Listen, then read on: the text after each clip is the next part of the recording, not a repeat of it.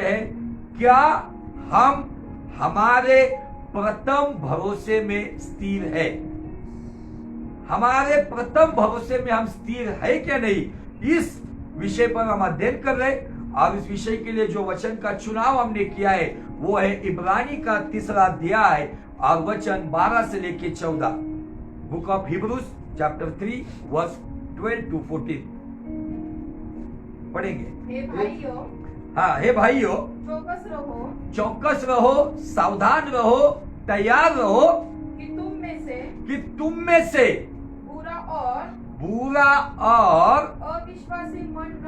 अविश्वासी मन न हो, जो तुम्हें जीवित परमेश्वर से दूर हटा ले जाए। ये बुरा और अविश्वास का मन एक तीसरे स्वभाव में कन्वर्ट करता है, और वो है जीवित परमेश्वर से दूर, मतलब प्रार्थना से दूर, वचन पढ़ने से दूर, सहभागिता से दूर, खुदा के प्रेम से दूर, खुदा की बातों से दूर। कुछ लोगों को परमेश्वर की बातें बोरिंग लगने लगती है, कुछ लोगों को बाइबल पढ़ने में इंटरेस्ट नहीं आता है, कुछ लोगों को प्रार्थना करने में आनंद नहीं आता है। उनके लिए ये संकेत है, क्या आपका मन जीवित परमेश्वर से दूर तो नहीं चला गया है?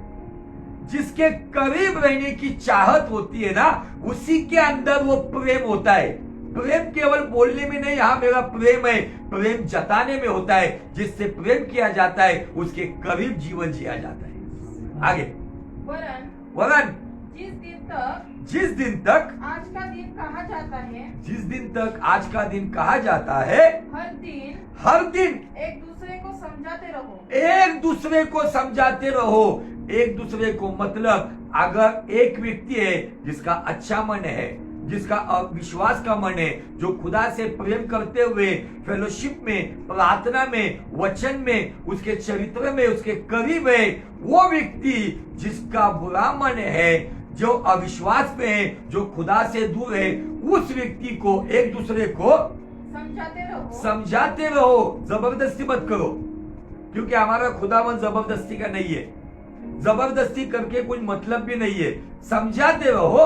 ऐसा ना हो कि अगर आप समझाएंगे नहीं, अब वो बदलेंगे नहीं, तो ऐसा ना हो कि तुम में से कोई जन जो जीवित परमेश्वर से दूर चला गया है, जो बुरा और अविश्वास के विश्वास मन में चल रहा है, तुम में से कोई जन पाप के छल में आकर, पाप का छल मतलब पाप का जाल बिछा हुआ है, उस पाप के छल में वही व्यक्ति पड़ सकता है, वही व्यक्ति फंस सकता है।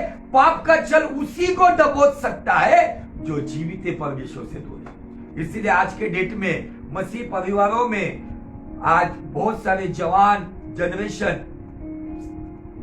युवती हो या युवक हो, लड़का हो या लड़की हो, मिडिल एज के हो, आज एक ऐसा जनरेशन है जो पाप के छल में आकर कोई व्यभिचार में है, कोई अशुद्धता में है, कोई बुरे मार्ग से पैसा कमाने में है, कोई दिन रात मनी माइंडेड है, कोई केवल अपने मतलब के लिए है, कोई अपने विचारों को मलिनता में जीवन जी रहा है। ये क्यों हो रहा है? पाप का छल काम कर रहा है।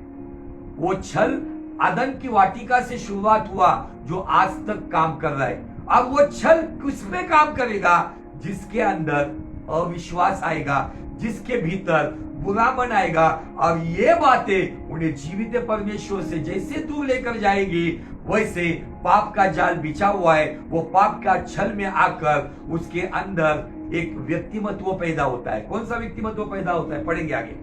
कठोर हो जाए।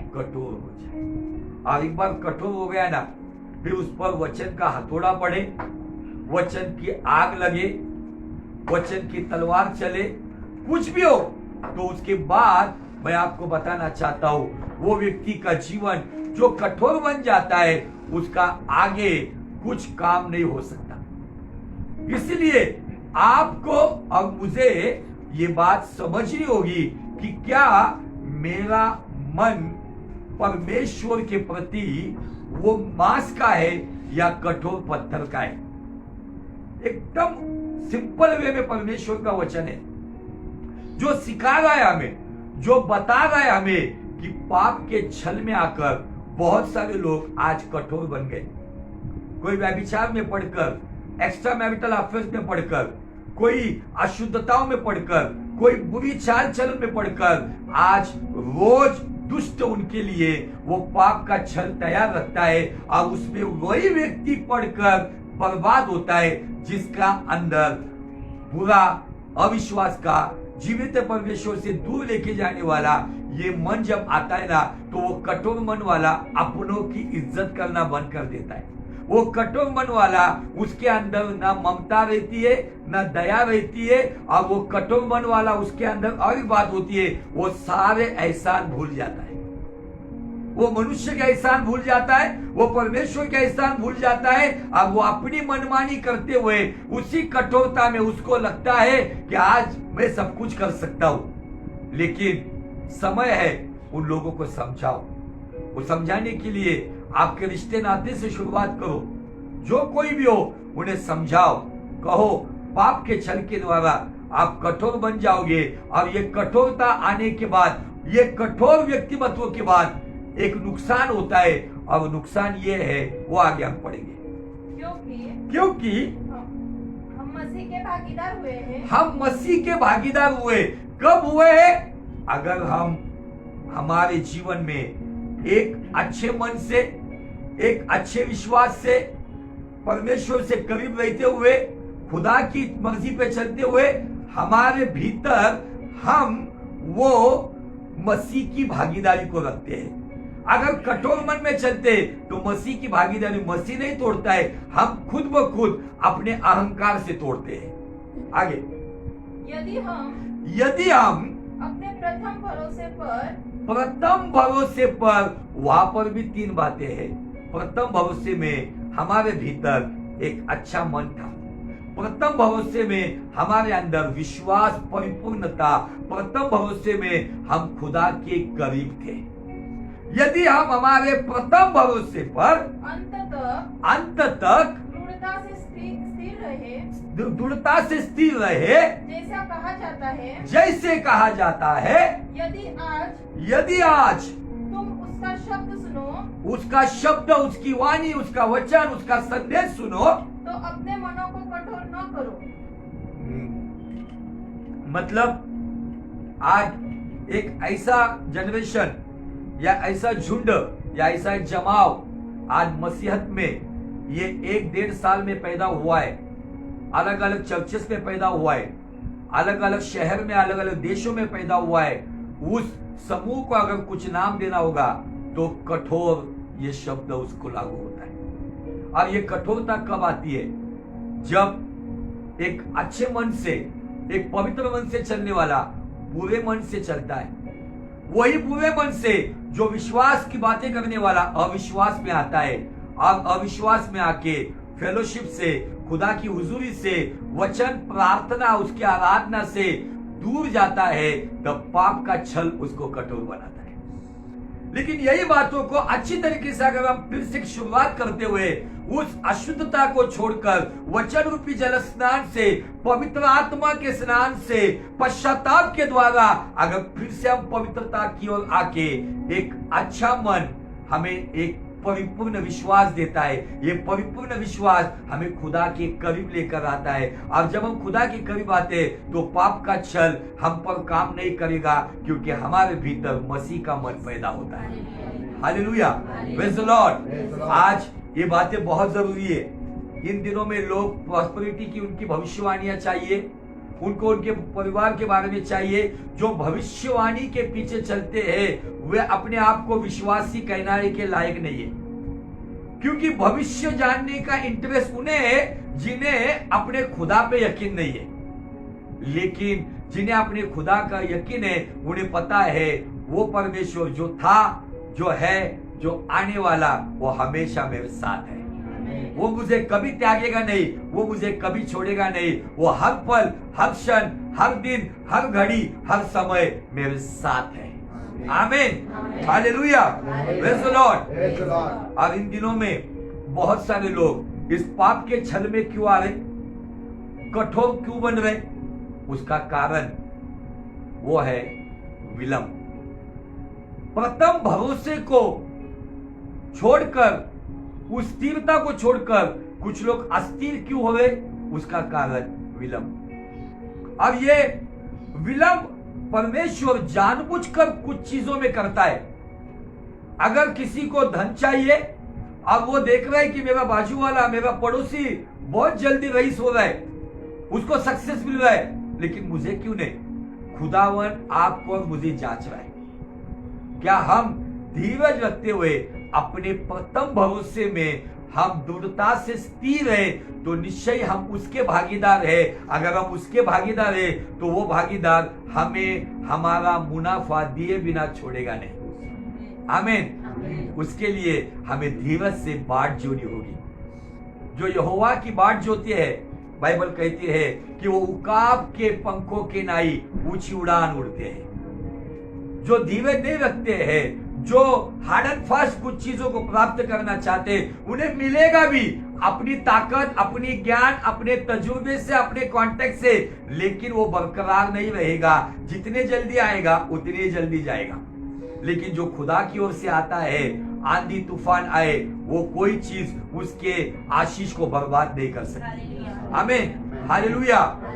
और हमने देखा कि मूसा के जमाने में होरे पर्वत के पास फिर से हम चलते, जहां पर निर्गमन 32 अध्याय की शुरुआत में बाइबल हमें कुछ बात सिखाती है। पढ़ेंगे आप निर्गमन 32 अध्याय वचन 1 से लेके आगे। Exodus chapter 32 from verse 1। जब लोगों ने देखा कि मूसा को पर्वत से उतरने में विलंब हो रहा है, मूसा को होरे पर्वत से उतरने के लिए विलंब हो रहा है। आज सुबह जब मैं प्रार्थना कर रहा था, और मेरे ख्याल से आज मैं उसको क्लेम भी कर रहा था, और कल मैंने मेरे प्रचार में उस शब्दों को भी क्लेम किया। भले मूसा को विलंब हुआ है, लेकिन ईसा को विलंब नहीं होगा। Hallelujah, praise the Lord. भले मूसा हमारे लिए आने के लिए, या हम मूसा के वचनों को देख रहे, या मूसा की व्यवस्था को देख रहे, या जो भी तोहरा को देख रहे, उसको विलंब है, लेकिन ईसा को विलंब नहीं है। आमीन। आगे। तब वे हारून के पास इकट्ठे होकर कहने लगे, तब वो हारून के पास इकट्ठे होकर कहने लगे, अब हमारे लिए देवता बना, अब हमारे लिए देवता बना।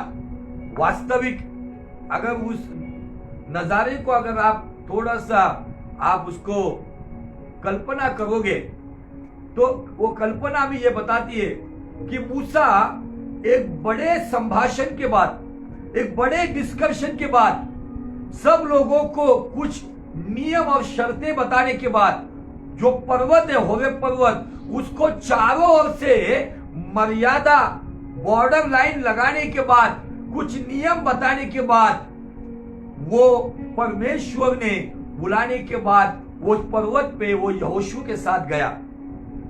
अब लोगों के सामने पर्वत की मर्यादा दिख रही है, लोगों को पर्वत पे आग दिख रही है, लोगों को पर्वत पे बादल दिख रहे, लोगों को पर्वत पे बिजलियों का कड़कना, बादल का जो भी आवाज, वो सब कुछ सुन रहे, लेकिन उसके बावजूद विलंब हो रहा है।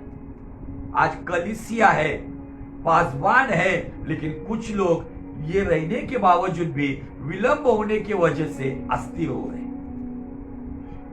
फाइनेंशियल प्रॉब्लम, नौकरी में प्रॉब्लम, बिजनेस में प्रॉब्लम, पारिवारिक प्रॉब्लम, सवालों के जवाब नहीं मिल रहे, काम होते होते बिगड़ जा रहा है, नाना प्रकार की समस्याओं से उलझ रहे।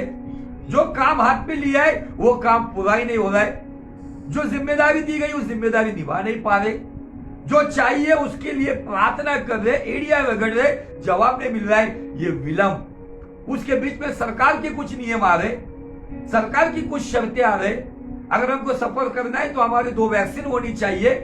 सारी बातें कहीं ना कहीं आज हमारे प्रथम भरोसे पर प्रहार कर रहे, और प्रथम भरोसे पे प्रहार करते हुए कहीं ना कहीं हमारे अंदर वो बुरा मन, जो अच्छा मन था, जो खुदा की बाट जोता था, हमारे अंदर जो विश्वासी मन था, उसके अंदर अविश्वास आ रहा है। कब होगा?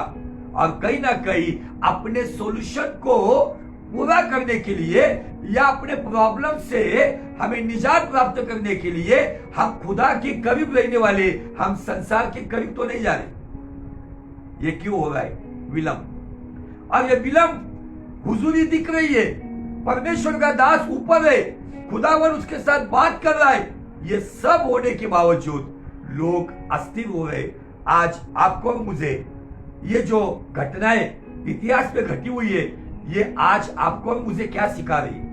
मैं कौन से ग्रुप में हूं? विलंब होने के बाद अपने लिए देवता बनाने के ग्रुप में हूं, या विलंब हो रहा है लेकिन फिर भी मैं विश्वास से, अच्छे मन से खुदा के करीब रह के इंतजार करने वाले ग्रुप में हूं? कुछ लोग कहते ना, इंतजार का फल मीठा होता है। अब वो इतना मीठा होता है ना, आपके फल के सामने दुनिया के फल फीके बन जाते हैं। इसलिए हमें थोड़ा सा समझना होगा कि क्या आज मेरे अंदर वो जब अस्थिरता आती है ना, तो अस्थिर व्यक्ति की पहचान ये है, वो कंटिन्यूसली कुड़कुड़ाता है। अस्थिर व्यक्ति की पहचान ये है, वो सेटिस्फाइड नहीं रहता है, वो असमाधानी रहता है। वो खाने में दोष निकालेगा, वो कपड़ों में दोष निकालेगा, लोगों की बातों में दोष निकालेगा, सभी बातों में वो केवल और केवल दोष निकालने में पीएचडी कर लेता है।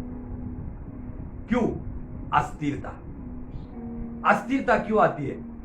विलंब होने की वजह से। लेकिन इन दिनों में परमेश्वर आपको और मुझे परख रहा है। अगर आपको अब्राहम की आशीष चाहिए, अब्राहम की आशीष के लिए हमें अब्राहम का धीरज भी चाहिए। अब्राहम की आशीष को, अब्राहम की प्रतिज्ञा को पूरा होते होते 25 साल एक लंबा इंतजार करना पड़ा। दाऊद को उसका राजा होने का जो भविष्यवाणी शामुएल नबी के द्वारा आया, उसको पूरा होने के लिए उसे 14 साल इंतजार करना पड़ा। कल भविष्यवाणी हुई और आज वो राजा नहीं हुआ। वो 14 साल इतना सताव से गया, अपमान से गया, लोगों के समस्याओं से गया, अच्छा काम करते हुए भी उसके खिलाफ गलत एलिगेशंस लगाए गए, लेकिन वो इंतजार किया। वो विलंब हो रहा था, इसलिए खुदा की ओर उसने उंगली नहीं उठाई। जो यूसुफ, उसको 13 साल इंतजार करना पड़ा, जिसको बचपन से दर्शन देने वाला परमेश्वर, जिसको खुदावन ने विजन्स का गिफ्ट देने के बावजूद भी उस भविष्यवाणी को पूरा करने के लिए एक लंबा इंतजार, एक लंबे सताव से जाना पड़ा। आमीन। इसलिए एक मसीह की पहचान यह है।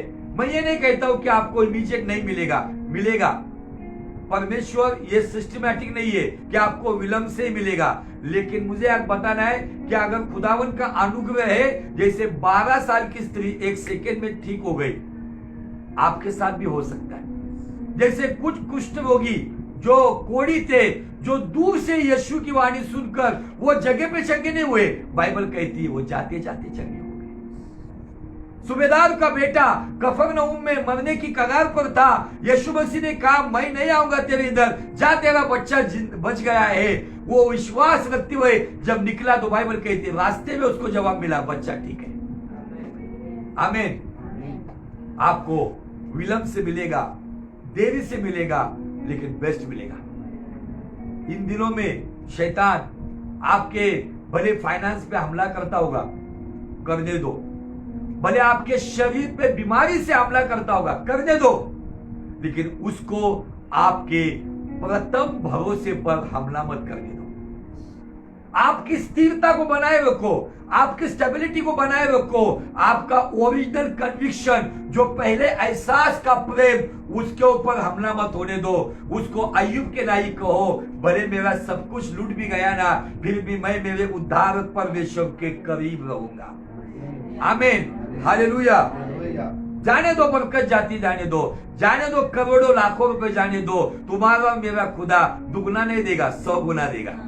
Hallelujah, praise the Lord. मुझे विश्वास है अगर इन दिनों में अगर एक ये झूठ बन रहा है जो कठोरता की ओर जा रहा है, अस्थिर होकर अपने प्रथम भरोसे को गवाकर दूर जा रहा है, लेकिन खुदावन इस वचन के द्वारा एक ऐसा झूठ बना रहा है जो प्रथम भरोसे पे स्थिर रहते हुए खुदा के साथ ईमानदार है। आमीन। फिर उस झुंड में कुछ लोग ऐसे होंगे जिन्होंने अपनों को गवाया होगा।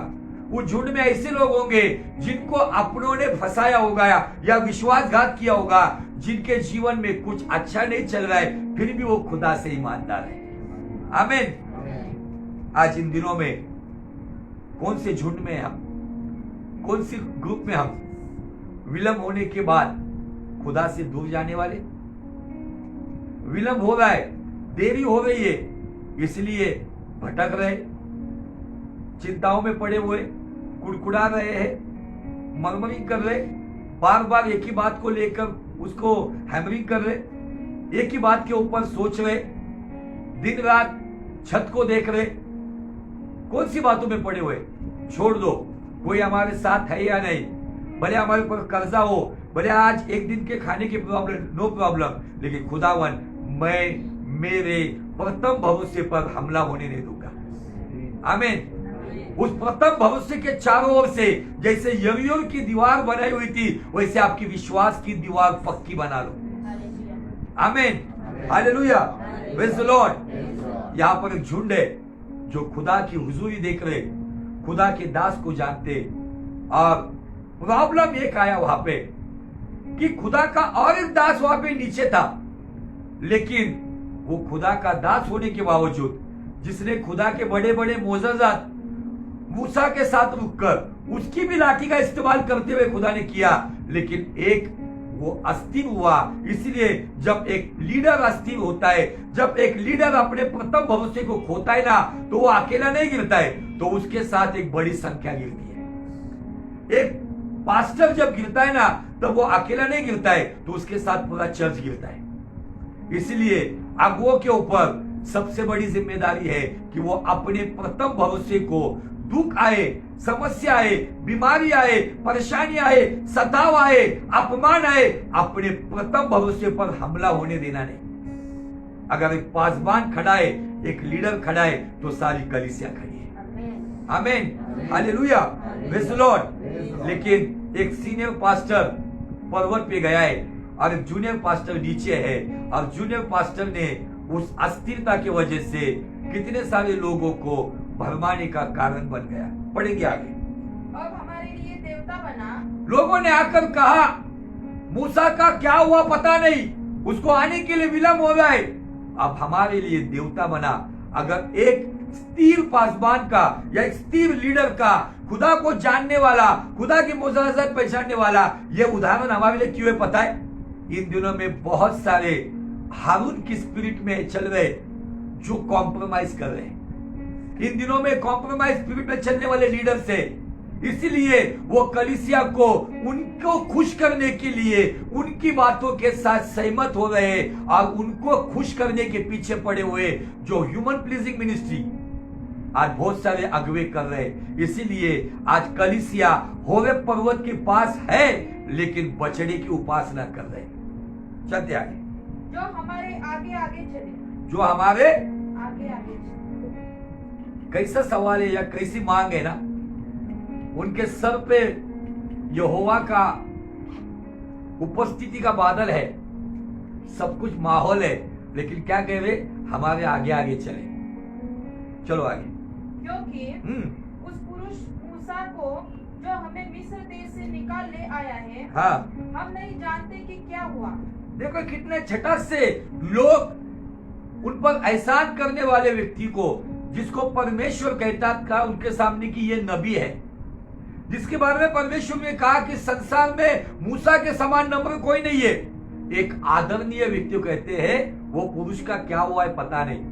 आज ये एहसान फरामोश, विश्वास घात करने वाले या उपकारों को भूलने वाला एक झुंड है, जो आज कहते हैं पता नहीं हमें क्या हुआ, भूल गए वो पुरानी बातों को।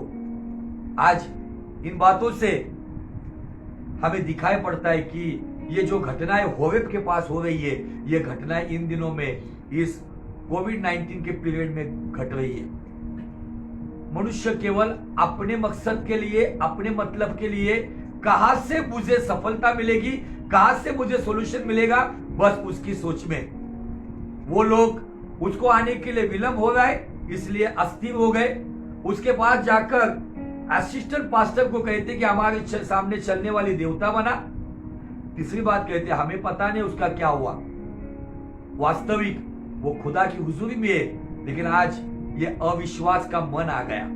देखो, बुरा मन आ गया जो जीवित परमेश्वर से दूर लेकर देवताओं के पास लेकर जा रहे हैं। 3 प्रकार की कैटेगरी दिखती ना यहाँ पे। बुरे मन वाले जो विलंब होने की वजह से अस्थिर हो गए, अविश्वास के मन वाले जो मूसा को कह रहे थे तेरा परमेश्वर तेरे संगे, जैसा तू कहेगा वैसा हम तेरे साथ करेंगे, उसके ऊपर अविश्वास रखा गया। और जीवित परमेश्वर यहोवा की बड़ाई करने वाले लाल समंदर को 2 हिस्से में होने के बाद प्रेज द लॉर्ड हालेलुया परमेश्वर का जय जयकार करने वाले तुरंत जीवित परमेश्वर से बछड़े के पास, देवता के पास आ गए। ये घटनाएं उस जमाने में घटी है। क्या आज इस जमाने में मैं उसमें तो नहीं हूं? आज मुझे और आपको जांचना है कि मैं होरेब मतलब खुदा की हुजूरी में रहने के बावजूद, खुदा को जानने के बावजूद कुछ बातों के लिए विलंब हो रहा है, तो क्या मैं इस तरीके से मैं डाइवर्शन तो नहीं ले रहा हूं? मुझे आपको ये जांचना होगा। आगे हारून ने उनसे कहा, हारून ने, मुझे ऐसा लगा हारून कहेगा हे हठीले समाज के लोग, हे कठोर लोग, मुझे ऐसा लगा हारून ऐसा बोलेगा, लेकिन हारून क्या कहता है देखो, तुम्हारी स्त्रियों हाँ और बेटे बेटियों के कानों में हाँ सोने की जो बालियां है उन्हें उतारो हाँ। और मेरे पास ले आओ। आपको क्या लगता है कि हारून इन लोगों के दबाव में कैसे आया होगा? हारून इन लोगों की बात के ऊपर डिस्कशन नहीं कर रहा है, चर्चा नहीं कर रहा है, उनको खुदा का कलाम नहीं बता रहा है, खुदा का डर भी नहीं बता रहा है, इमीडिएट तैयार क्यों हुआ? बहुत सारे लोग कहते हैं राजू ठाकुर किसी के सामने झुकता नहीं, दबाव में आता नहीं, क्योंकि मुझे हारून की सेवा नहीं करनी। भले लोग छोड़कर चले जाए, परिवार के छोड़कर चले जाए, रिश्ते नाते छोड़कर चले जाए, मेरे दोस्त यार छोड़कर चले जाए, लेकिन मैं खुदा के वचन के खिलाफ समझौता नहीं करूंगा। हारून ने यहाँ पे समझौता किया। मुझे ऐसा लगता है कि शायद हारून की पत्नी आई होगी, हारून के बच्चे आए होंगे, नहीं लोग बहुत अभी ये कर रहे, वो कहीं ना कहीं इमोशनली दबाव में आकर वो भी भूल गया कि होरेब के पायदान पर मैं रुका हूं, लेकिन होरेब के ऊपर यहोवा और मूसा एक दूसरे से बातचीत कर रहे हैं। बहुत सारी कलीसिया टूटने का कारण, बहुत सारे लोग तितर बितर होने का कारण, बहुत सारे अगुवे अपने प्रथम भरोसे को खोने का कारण कॉम्प्रोमाइज मिनिस्ट्री, समझौता। हारून यहां पे अगर एक जिम्मेदार अगुवे के नाई अगर वो उनको डांट लगाता था तो वो लोग सुनकर अपने अपने तंबू में लौट जाते थे, लेकिन हारून ने लोगों को खुश करने वाली मिनिस्ट्री की, और यही मिनिस्ट्री के वो नतीजा हजारों लोग आगे जाके मारे गए। इन दिनों में मैं कॉम्प्रोमाइज लाइफ जी रहा हूं। आप जो जॉब करने वाले लोग हैं, क्या आप जॉब में कॉम्प्रोमाइज कर रहे हो? चलता है कुछ नहीं, झूठ बोलकर, यहां का वहां करके, लाल पीला काला करके चलता है कुछ नहीं। अभी परिस्थिति ऐसी है, मुझे आपको बताना है, रोटी खानी है तो ईमानदारी की खाओ, आधी खाओ लेकिन ईमानदारी की खाओ। आप मरोगे नहीं, लेकिन खुदा के सामने आपका जो औदा है, आपकी जो इज्जत है वो बनी रहेगी। भले इंसान आपको भुक्कड़ समझेगा, भले इंसान आपको दरिद्र समझेगा, लेकिन स्वर्ग आपको धनवान समझेगा। आमीन। हारून ने यहाँ पे एक कॉम्प्रोमाइज मिनिस्ट्री किया। क्यों किया? क्योंकि हारून के अंदर भी अस्थिरता आ गई। हारून को भी दिख रहा था, इसके पहले उसके साथ ये अनुभव नहीं था। मूसा उसके साथ हमेशा रहता था, लेकिन उसके साथ ये पहला अनुभव था कि 40 दिन तक वो मूसा की शक्ल नहीं देख पाया। इसका मतलब मुझे ऐसा लगता है कि हारून यहोवा को देखकर नहीं चल रहा था, हारून मूसा को देख के चल रहा था। क्या मुझे देखकर आप विश्वास में आए हो या यीशु को देखकर विश्वास में आए हो? मुझे देखकर आप यीशु के पीछे चल रहे हो या यीशु को देखकर चल रहे हो? यह भी आज आपको जांचना होगा। अगर आप मुझे देखकर जाओगे, मैं इंसान हूं, लड़खड़ा सकता हूं, गलत बोल सकता हूं, निर्णय गलत हो सकते, गलत पेश आ सकता हूं, लेकिन मुझे देखकर चलोगे तो आप भी गिरोगे। लेकिन यीशु के पास देखकर चलोगे तो हर हालात में बने रहोगे। Hallelujah, praise the lord. Haroon Musa को देखकर चल रहा था, इसीलिए उसके जीवन में ये परिस्थिति आई, इसलिए उसका जीवन कहीं ना कहीं आज लोगों के दबाव में आए। बहुत सारे पास्टर्स, इवांजेलिस्ट लोगों के दबाव में आकर बाइबल जो कहता है वैसे नहीं करते हैं, लोग जो कहते हैं। इसलिए बहुत सारे चर्चेस केवल फैमिली चर्चेस है, वहां पे रिलेटिव्स दिखेंगे आपको, वहां पे बाहर के लोग नहीं दिखेंगे, रिलेटिव से भरे हुए होंगे। फिर ये रिलेटिव वो कहेगा उसके हिसाब से करेंगे, वो रिलेटिव वो कहेगा उसके हिसाब से करेंगे, और वहां पे हमेशा गड़बड़ी ही दिखेगी। लेकिन जहां पे वचन को महत्व देते हुए बड़े रिश्ते नाते को बुरा लगा तो भी कोई प्रॉब्लम नहीं है, वहां पे खुदा का अनुग्रह बढ़ते जाता है। आमीन, हालेलुया। अगर मैं ऐसा कॉम्प्रोमाइज करते हुए अगर सेवकाई करता था ना, तो मेरे रिश्ते नाते कई 200-400 लोग आ जाते थे, क्योंकि हमें एक रिश्तेदार पता है जो संसार के लहू का नहीं है, स्वर्ग के लहू का है, जिसने अपने लहू से हमें खरीद लिया है। और उस लहू से जो रिश्ते बने हुए उसको निभाने के लिए जो वचन को महत्व देते हुए, जो नॉन कॉम्प्रोमाइज करते हुए, जो खुदा की अगुवाई में चलते, वही व्यक्ति भले उसके साथ थोड़े कम लोग होंगे लेकिन बेस्ट लोग होंगे। Hallelujah, praise the lord. Haroon ने सोचा मूसा का पता नहीं आता कि नहीं आता, अभी मिनिस्ट्री अपनी ही है, इन लोगों को अगर खुश रखना है तो उनकी मर्जी से चलना है। और इसलिए आज बहुत सारी कलीसिया गड़बड़ी में आ गई। ये 1.5 साल में उनकी असलियत सामने आ गई है कि वो कितने जेन्युइन है। लोगों ने कहा पानी से हमें प्रार्थना करके दे दो, पानी की बाटली लेकर आओ, चलो मैं प्रार्थना करके तो शुरू हो गई कॉम्प्रोमाइज। लोगों को खुश करते करते आज लोग पानी और तेल को देख के जी रहे, लेकिन धन्य वे लोग जो यीशु को देखकर जी रहे। पिछले दिनों में मैंने एक वीडियो देखा, एक व्यक्ति ने कह रहा है प्रभु भोजन के दिन मैं तुम्हें अनॉइंटेड मिठाई खिलाऊंगा। अनॉइंटेड मिठाई, कुछ भी ऐसी नॉन बिब्लिकल बातों को आप ऐसी बातें कह रहा है, मुझे समझ में आया कौन सा आत्मा बोल रहा है। वो कह रहा है पवित्र आत्मा ने मुझे बताया प्रभु भोजन के दिन मेरे लोगों को मिठाई आशीषित करके दे। और लोगों को उसमें बहुत अच्छा लगता है, क्योंकि लोग मिठाई और मिठाई देने वालों को देखकर जी रहे, लेकिन जो लोग यीशु और उसके वचन को देखकर जीते वो कदापि इन बातों से सहमत नहीं होंगे, वो लोग वहां से भाग जाएंगे। आमीन, हालेलुया।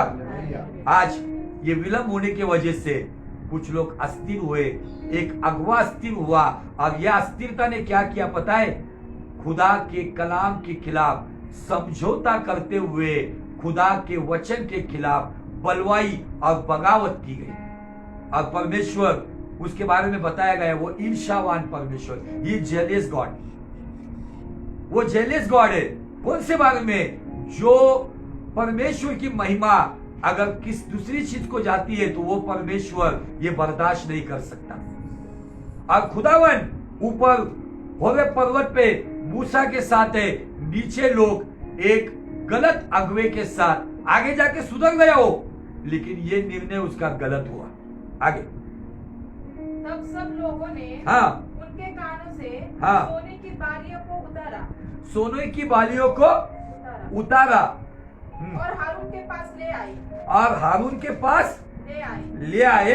हारून ने उन्हें उनके हाथ से लिया, हारून ने उनको उनसे हाथ से लिया और एक बछड़ा ढालकर बनाया, और एक बछड़ा ढालकर बनाया, और टाकी से गड़ा, और वो टाकी से मतलब जो आरी के जैसा होता है उसको गड़ा, उसको आँख कान बनाए जाते हैं। तब लोग कहने लगे, हे इस्राएल, तेरा ईश्वर जो तुझे मिस्र देश से छुड़ा लाया है, तेरा क्या कहा, फिर से पढ़ो, तेरा ईश्वर जो तुझे मिस्र देश से छुड़ा लाया है। किसको कह रहे पता ही है? एक गाय का बछड़ा बनाया है सोने का, उस निर्जीव वस्तु को जिसको कान है लेकिन सुन नहीं सकता, उसको कह रहा है कि हे इज़राइल जो तुझे छुड़ा कर लाया है वह यही है, वह यही है। आमीन, हालेलुया, प्रेज़ द लॉर्ड। क्यों घटा ये सब? अस्थिरता हमें बेजान जानवरों की इबादत करने के लिए भी लेकर जाती है। भले आज हम नहीं करते होंगे, लेकिन आज बेजान जानवरों की जो इबादत करने वाले लोग हैं ना, क्या हम उनके चापलूसी तो नहीं कर रहे, उनके आगे पीछे तो नहीं कर रहे, उनको खुश करने की बात तो नहीं कर रहे?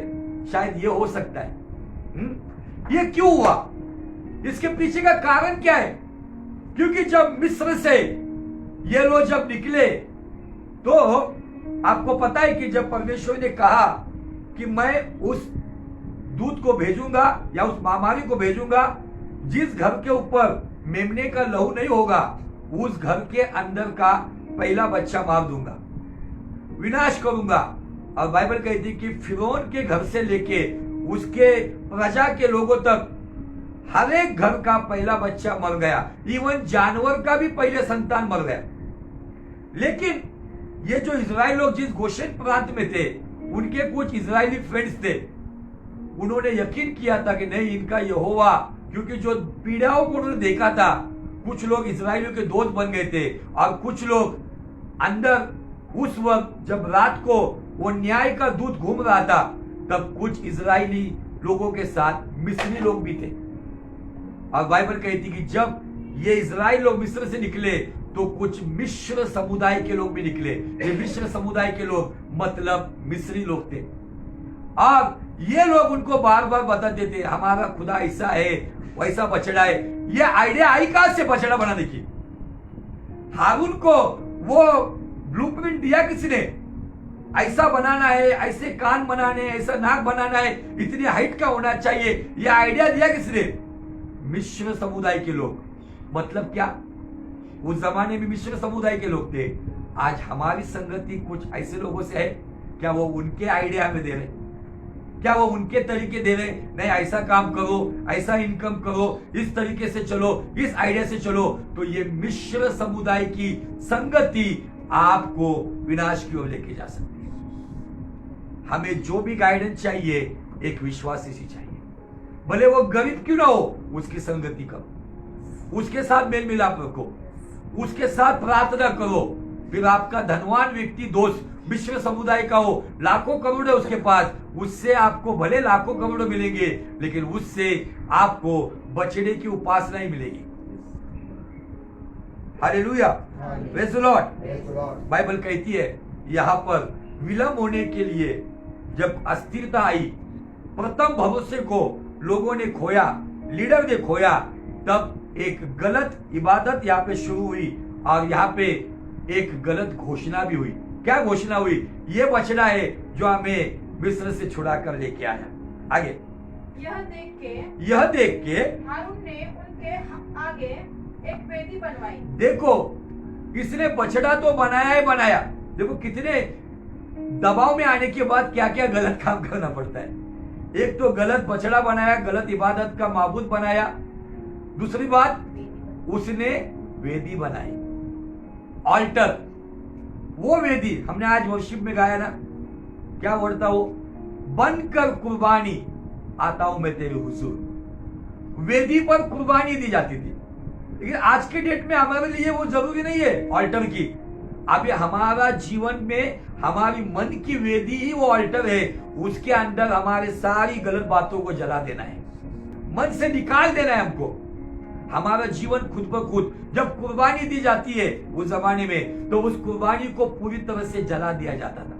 अपने जीवन की सारी गलत बातों को इस तरीके से खुदा के सामने लेकर आओ, उस कुर्बानी में वो सारा जल जाएगा और जो अच्छा है उसके द्वारा खुदावन संतुष्ट हो जाएगा। आमीन। एक गलत माबूद बनाया, एक वेदी बनाई। देखो आगे, और यह प्रचार किया, और गलत प्रचार भी आया।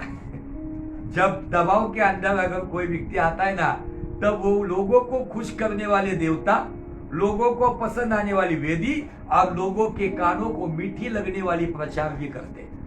और कुछ जगह पे लोग कहते ये पास्टर बहुत कड़वा बोलता है, हमें सहन नहीं होता है। बहुत सारी ऐसी संख्या मैंने देखा है जो मुझे छोड़कर चली गई है, क्योंकि उनको आदत लग गई थी हारून का मैसेज सुनने का।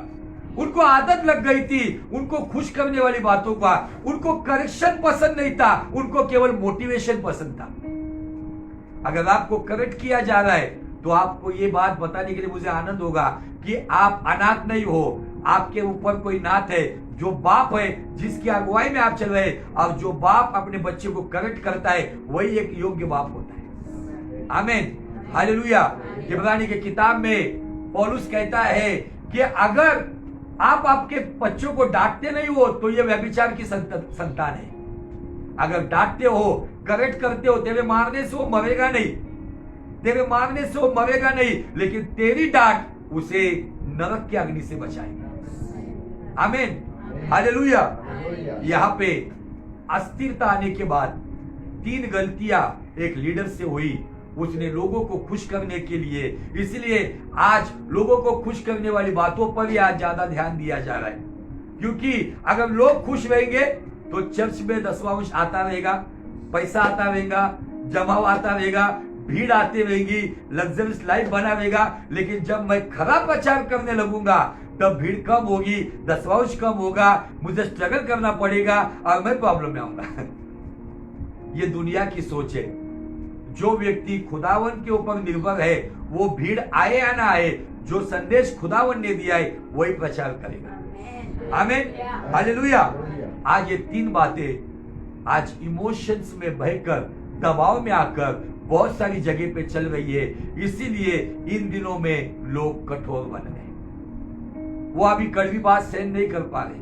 वो करेक्शन का मैसेज जैसे ही आता है, वो शायद ऑनलाइन में होगा, इमीडिएट वो वहां से स्किप करके आगे जाते होंगे, है ना। आगे, और यह प्रचार किया कल यहोवा के लिए पर्व होगा। कल यहोवा के लिए पर्व होगा, फेस्टिवल मनाया जाएगा, त्योहार मनाया जाएगा। और दूसरे दिन लोगों ने भोर को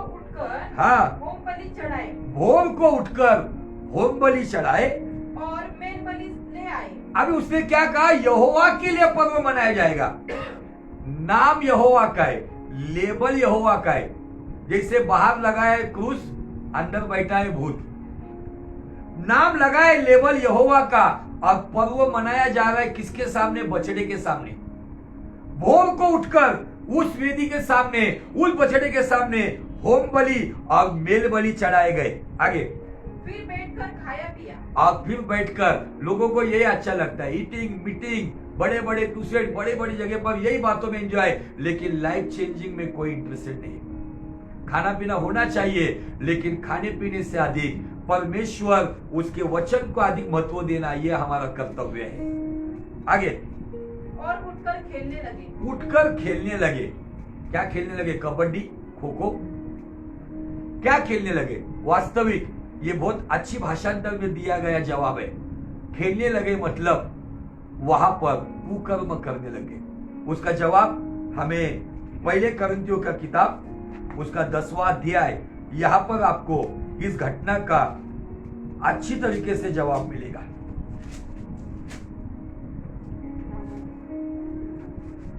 पहले करंथियों का 10वां अध्याय वचन 6 से लेके आगे।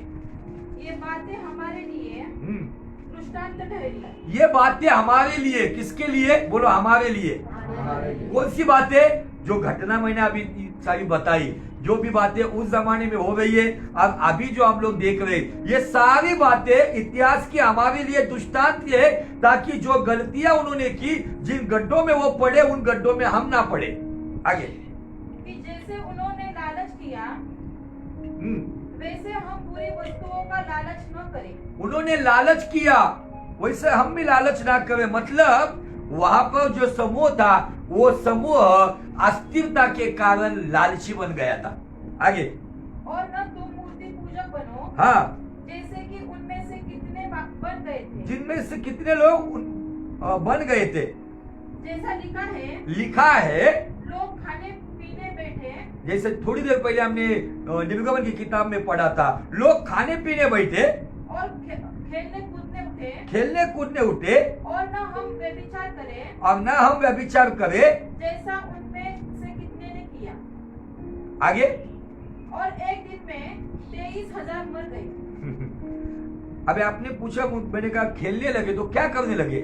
तो उसका जवाब इस 8 वचन में है कि वे व्यभिचार करने लगे। आज मैं आपको बताना चाहता हूँ, ये स्पिरिट आज संसार में काम कर रहा है। ज्यादा लंबा जाने की जरूरत नहीं।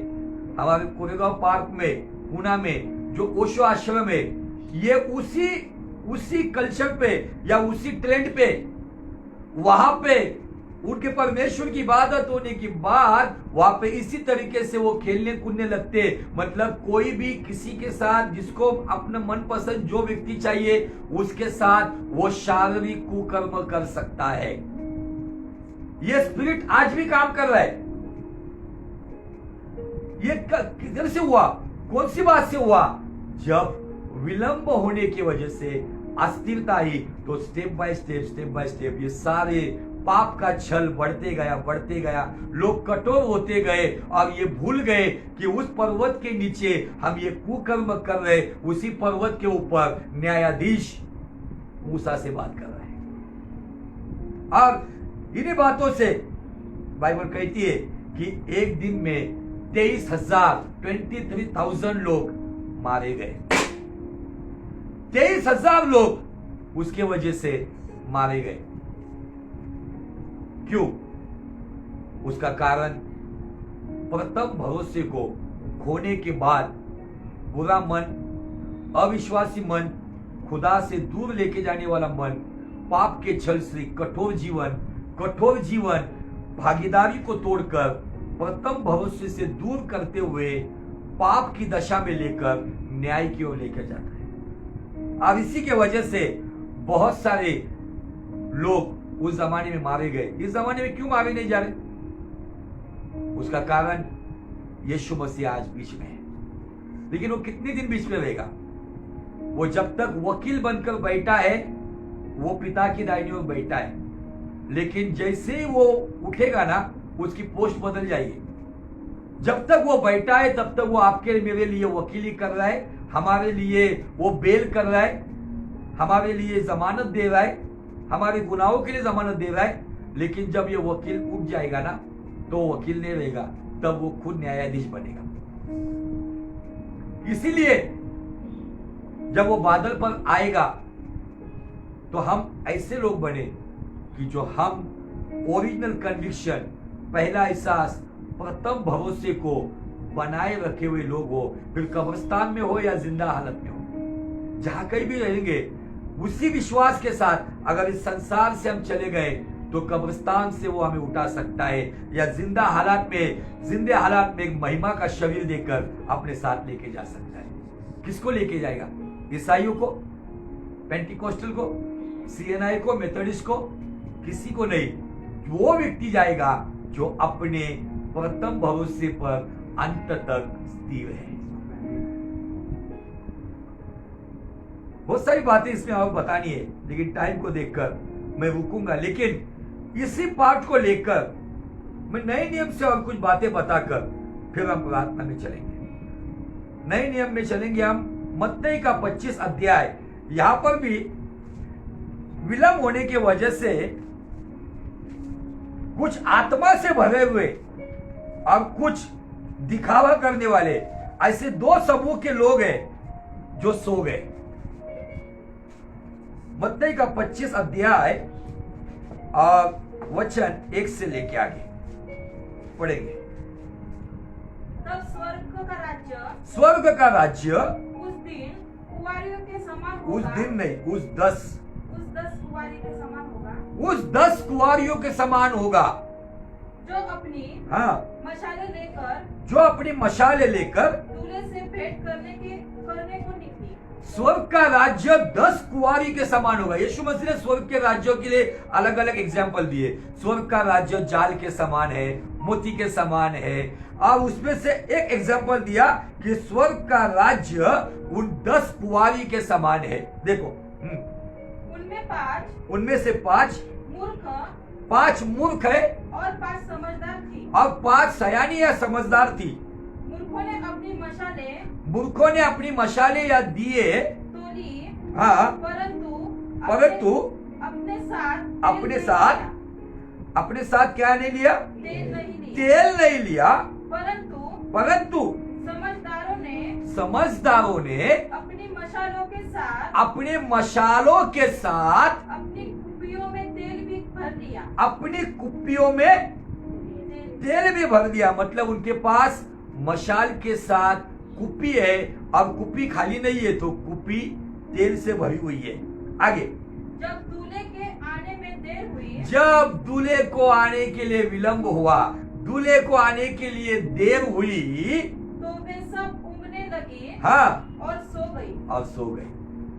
जिनके कुपी में तेल है और जिनके पास कुपी नहीं है, ये दोनों कैटेगरी के मूर्ख और सयाने दोनों भी सो गए।